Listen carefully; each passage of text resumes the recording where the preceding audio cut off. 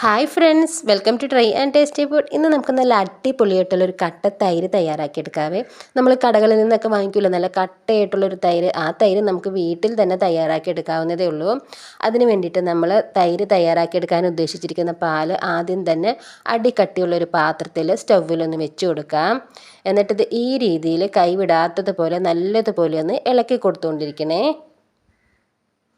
ഈ പാലിന് മുകളിൽ ഒട്ടും തന്നെ പാട വരരുത്, എങ്കിലാണ് നമുക്ക് നല്ല കട്ടയായിട്ടുള്ള തൈര് കിട്ടുകയുള്ളൂ. പിന്നെ നമ്മൾ എടുത്തിരിക്കുന്ന പാലിൻ്റെ 1/4 ഭാഗം പാലൊന്ന് വറ്റിച്ചും കൂടി എടുക്കണം കേട്ടോ. കാരണം ഈ പാലിലൊരു വെള്ളത്തിൻ്റെ ഒരു അംശം ഉണ്ടല്ലോ, അത് നല്ലതുപോലെ ഒന്ന് നമുക്ക് മാറ്റിയെടുത്ത് പാലൊന്ന് വറ്റിച്ചെടുക്കണം. പാൽ തിളച്ച് തുടങ്ങുമ്പോൾ ഹൈ ഫ്ലെയിമിൽ വെച്ച് കൊടുക്കണേ. തിളച്ച് തുടങ്ങിക്കഴിഞ്ഞാൽ ഫ്ലെയിം മീഡിയം ഫ്ലെയിമിലോട്ടായിട്ട് മാറ്റി കൊടുത്തിട്ട് വേണം നമുക്ക് ഇതേപോലെ ഒന്ന് ഇളക്കി ഈ പാലൊന്ന് പറ്റിച്ചെടുക്കാൻ. ഈ പാൽ നമുക്ക് നല്ല രീതിയിലൊന്ന് കുറുകി കിട്ടണം. ആ രീതിയിലാകുമ്പോഴത്തേക്കും നമുക്കിതിൻ്റെ സ്റ്റൗ ഓഫ് ചെയ്യാവുന്നതാണ്. ഇനി നമുക്ക് നല്ലതുപോലെ ഒന്ന് പറ്റിച്ചെടുക്കാം കേട്ടോ. പാലൊന്ന് കുറുകി വന്നപ്പോഴത്തേക്ക് ഞാനൊന്ന് ഇറക്കി വെച്ചിട്ടുണ്ടായിരുന്നേ. എന്നിട്ട് അതിൻ്റെ മുകളിൽ പാട വരാത്ത രീതിയിൽ എപ്പോഴും ഒന്നും ഇളക്കി കൊടുക്കണ്ടായിരുന്നു കേട്ടോ. നമ്മൾ ഈ പാല് ചൂടാക്കി എടുത്തിരിക്കുന്ന പാത്രമില്ലാതെ ഇതേപോലെ കൈകൊണ്ടൊന്ന് പിടിക്കാൻ പാകത്തിനാകുമ്പോഴത്തേക്കും വേണം നമ്മളിതിലേക്ക് ഉറ ചേർത്ത് കൊടുക്കാൻ. പിന്നെ ഒരു വെള്ളമില്ലേ, ഒരു വെള്ളം പോലെ ഇരിക്കുന്ന ഒരു ഉറ, അതേപോലെയുള്ളതൊക്കെ ആണെങ്കിൽ നമ്മൾ ഒരു അരിപ്പ് ഉപയോഗിച്ചിട്ട് ഇതേപോലെ ഒന്ന് അരിച്ചിട്ട് അതിൻ്റെ വെള്ളം ഒന്ന് മാറ്റിയെടുക്കണം കേട്ടോ. നമ്മൾ ചേർത്ത് കൊടുക്കുന്ന ഉറയും നല്ലതുപോലെ ഒരു കട്ടയായിട്ടുള്ളതാണെങ്കിൽ മാത്രമാണ് നമുക്ക് നല്ല കട്ടിയായിട്ടുള്ളൊരു തൈര് തയ്യാറാക്കി എടുക്കാൻ പറ്റുള്ളൂ. വെള്ളം പോലുള്ള ഉറയൊക്കെയാണ് നമ്മൾ ചേർത്ത് കൊടുക്കണമെന്നുണ്ടെങ്കിൽ നമ്മൾ തയ്യാറാക്കി എടുക്കുന്ന ആ തൈരും ഒരു വെള്ളം പോലെ ഒരു ചൊറുചൊറാന്നിരിക്കുന്ന ഒരു തൈരാണ്ടോ നമുക്ക് കിട്ടുകയുള്ളൂ. കട്ട തൈര് ഒട്ടും തന്നെ നമുക്ക് തയ്യാറാക്കി എടുക്കാൻ പറ്റില്ല.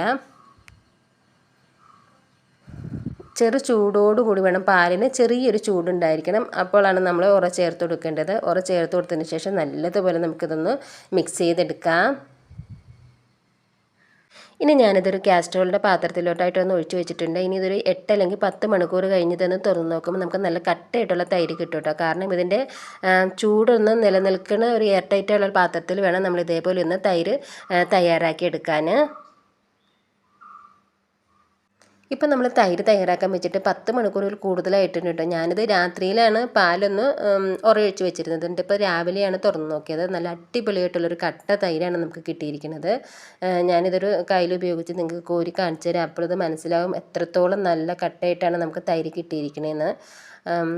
അപ്പോൾ ഈ പറഞ്ഞ രീതിയിലൊക്കെ നമ്മളൊന്ന് ശ്രദ്ധിച്ചിട്ട് പാലൊന്ന് ഉറയൊഴിച്ച് വെച്ചിട്ടുണ്ടെങ്കിൽ നല്ല കട്ടയായിട്ടുള്ള തൈര് നമുക്ക് തയ്യാറാക്കി എടുക്കാവുന്നുള്ളൂ. പിന്നെ നമ്മൾ വാങ്ങിക്കുന്ന പാലിൻ്റെ ഒരു ക്വാളിറ്റി പോലെ ഇരിക്കും കേട്ടോ. നമുക്ക് ചിലപ്പോൾ വെള്ളം ചേർത്ത പാലൊക്കെയാണ് കിട്ടണമെന്നുണ്ടെങ്കിൽ നമുക്ക് ഈ രീതിയിലുള്ളൊരു തൈര് തയ്യാറാക്കി എടുക്കാൻ പറ്റില്ല. അപ്പോൾ നമ്മൾ ഒഴിച്ച് വയ്ക്കുന്ന പാല് വെള്ളത്തിൻ്റെ അംശമൊക്കെ നല്ലതുപോലെ പറ്റിച്ചിട്ട് മാത്രം നമ്മൾ തൈര് തയ്യാറാക്കി എടുക്കാൻ പ്രത്യേകം ശ്രദ്ധിക്കുക.